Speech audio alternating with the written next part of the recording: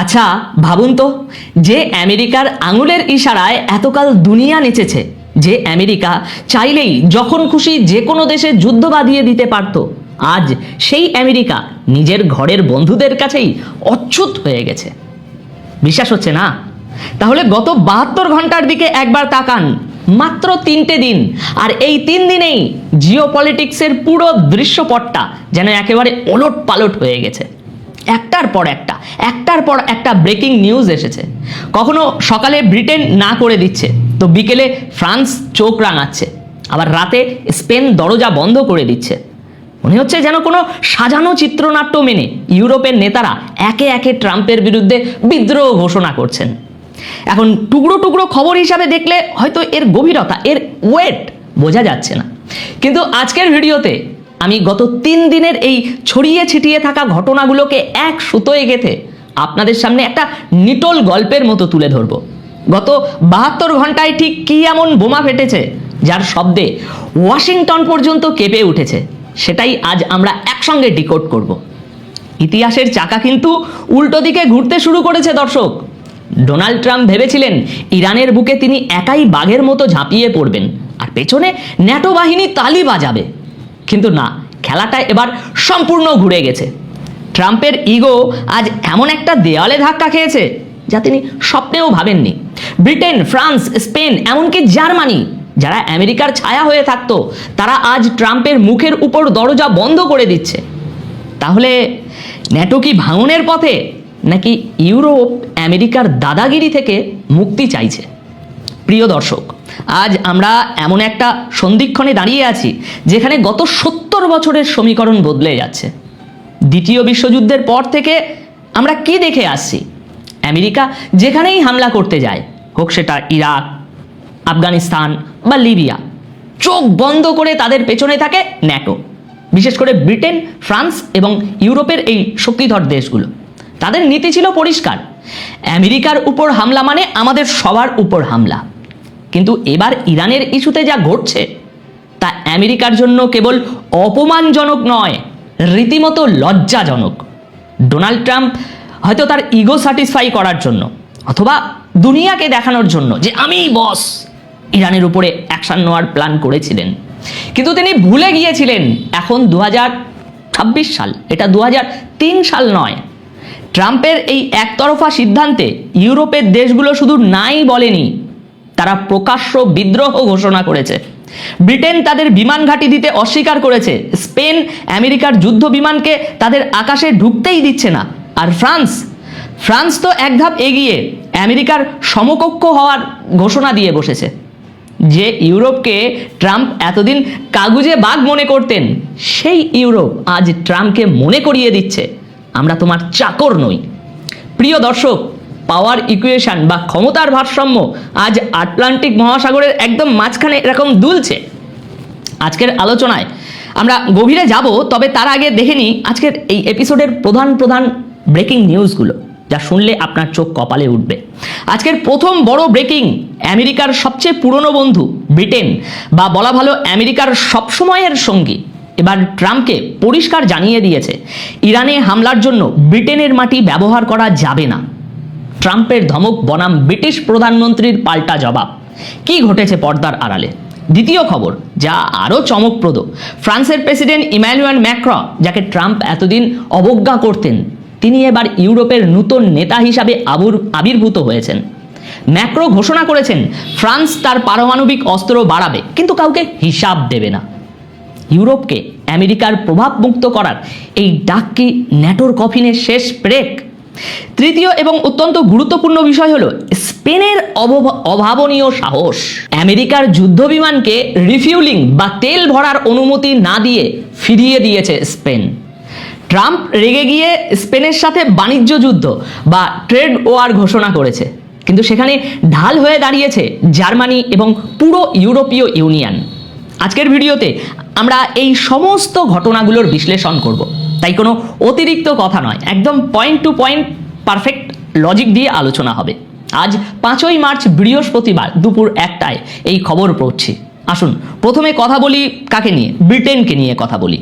দেখুন, আমেরিকা এবং ব্রিটেনের সম্পর্ককে বলা হয় স্পেশাল রিলেশনশিপ। কিন্তু ব্রিটিশ প্রধানমন্ত্রী কিয়ার স্টারমার এবার যা করলেন তা এই সম্পর্কের মূল যেটা সেটাতে কুড়ুল মেরেছে। ঘটনাটা একটু বুঝুন। ইরানের উপরে হামলা চালানোর জন্য আমেরিকার প্রয়োজন ছিল স্ট্র্যাটেজিক লোকেশন। ব্রিটেনের দুটো অত্যন্ত গুরুত্বপূর্ণ এয়ারবেস বা বিমান ঘাঁটি আছে।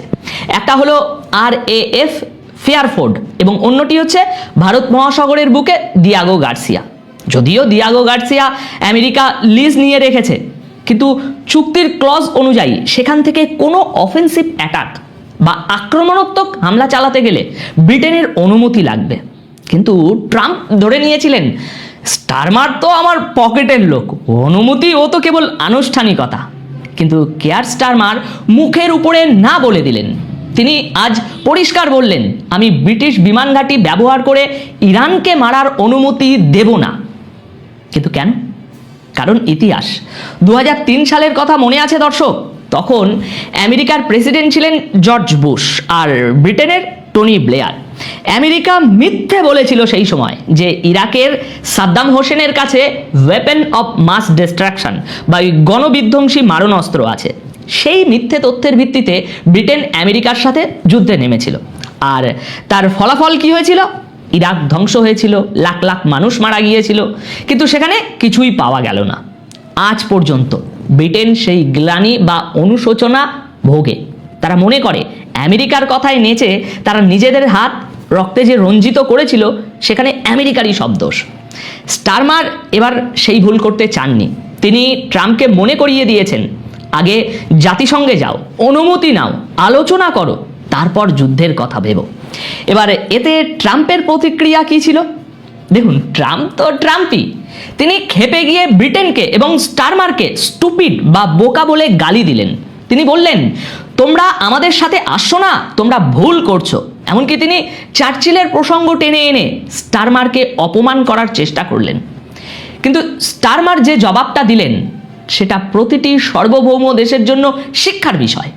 তিনি পার্লামেন্টে দাঁড়িয়ে বললেন, ব্রিটেনের স্বার্থ দেখা আমার কাজ, ডোনাল্ড ট্রাম্পের নয়। মধ্যপ্রাচ্যের পরিস্থিতি নিয়ে আমি উদ্বিগ্ন, কিন্তু আমার দেশের জনগণকে নিরাপদ রাখা আমার প্রথম দায়িত্ব।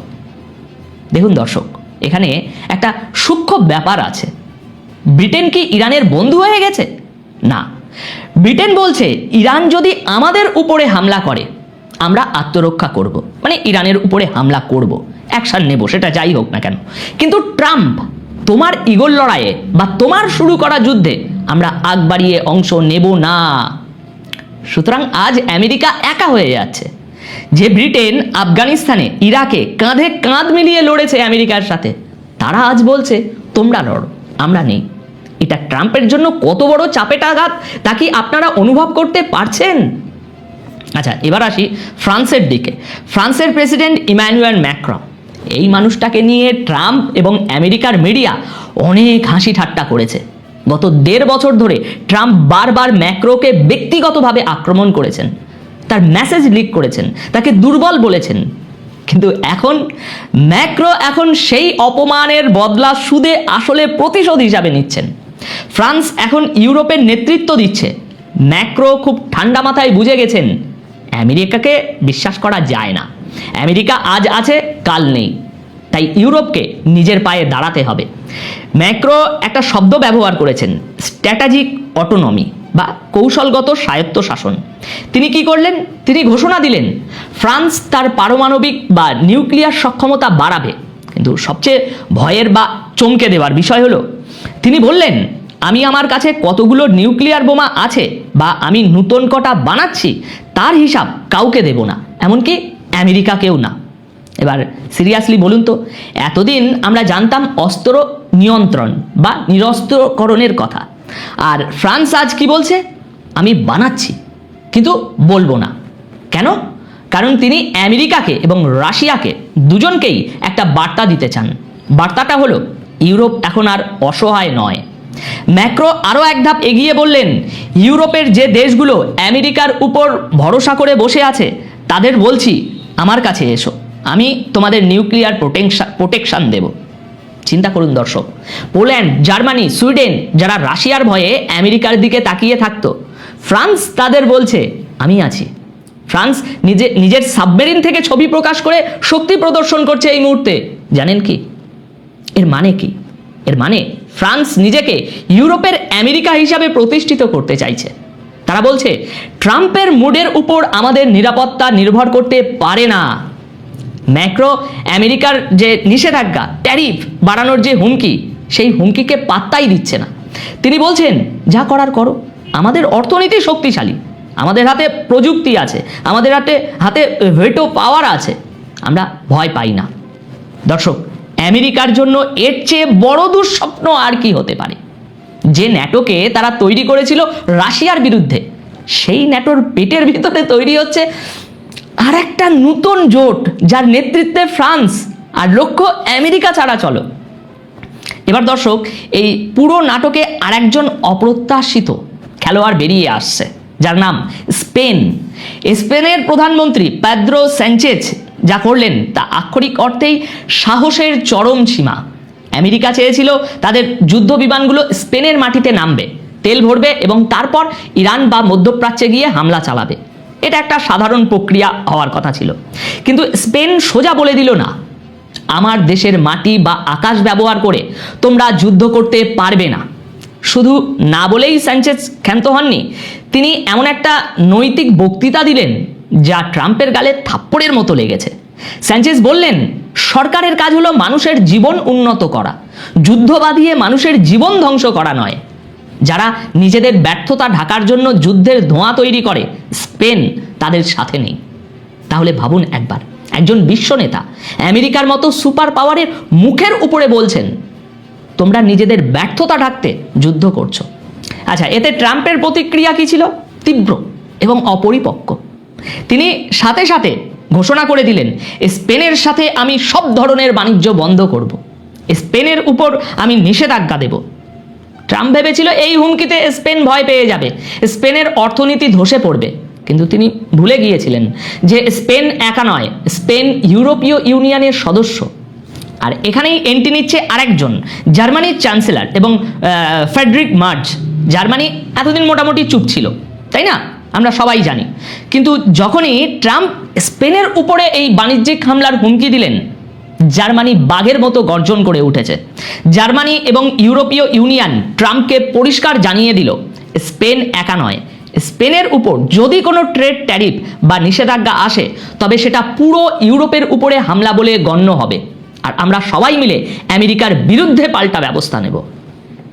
সুতরাং দর্শক, আমেরিকা আজ ইউরোপকে ব্ল্যাকমেল করতে গিয়ে নিজেই কোণঠাসা। তারা বুঝতে পারছে না এই ইউরোপ আর আগের ইউরোপ তো এক নেই, এরা একজোট হচ্ছে এবং সেই ঐক্যের সিমেন্ট হলো আমেরিকা বিরোধী মনোভাব। এখন প্রশ্ন হলো, এই যে আমেরিকা একা হয়ে যাচ্ছে, এর ফলাফল কি? দর্শক, জিওপলিটিক্সের শূন্যস্থান বা ভ্যাকিউম বলে কিছু থাকে না। আমেরিকা যখনই পিছু হটবে বা একা হবে, সেই জায়গা কেউ না কেউ নেবে। আমরা কি তবে একটা মাল্টিপোলার বা বহুমেরুর পৃথিবীর দিকে এগিয়ে যাচ্ছি, যেখানে আমেরিকার দাদাগিরি আর চলবে না? নাকি এই বিভাজন তৃতীয় বিশ্বযুদ্ধের দিকে আমাদের ঠেলে দিচ্ছে? কারণ যখন এই বড় বড় শক্তিগুলো নিজেদের মধ্যে বিবাদে জড়িয়ে পড়ে, তখন ছোট ছোট সংঘাতগুলো নিয়ন্ত্রণের বাইরে চলে যায়। আমেরিকা চেয়েছিল ইরানকে শিক্ষা দিতে, কিন্তু উল্টো নিজেরাই শিক্ষার পাত্র হয়ে গেল। ট্রাম্প চেয়েছিলেন ন্যাটোকে ব্যবহার করতে, কিন্তু ন্যাটো আজ তাকেই প্রত্যাখ্যান করলো। এখন এই ঘটনাগুলো প্রমাণ করে যে আমেরিকার বিশ্বমোড়নের দিন শেষ। দুনিয়া এখন আর একজনের কথায় চলে না। কিন্তু আমার মনে একটা প্রশ্ন বারবার আসছে, এবং এই প্রশ্নটা আমি আপনাদের কাছে রেখে যেতে চাই। খুব ঠান্ডা মাথায় চিন্তা করে উত্তর দেবেন। প্রশ্নটা হলো, ইউরোপ যেভাবে আমেরিকার হাত ছেড়ে দিচ্ছে, এর ফলে কি পৃথিবী আরও নিরাপদ হলো, নাকি আরও বেশি বিপজ্জনক হয়ে উঠল? আপনার মতামত কি? কমেন্ট বক্সে জানান। আপাতত এই প্রতিবেদন তাহলে এখানেই শেষ করছি। ভালো থাকবেন, সুস্থ থাকবেন। ধন্যবাদ আপনাদের সকলকে।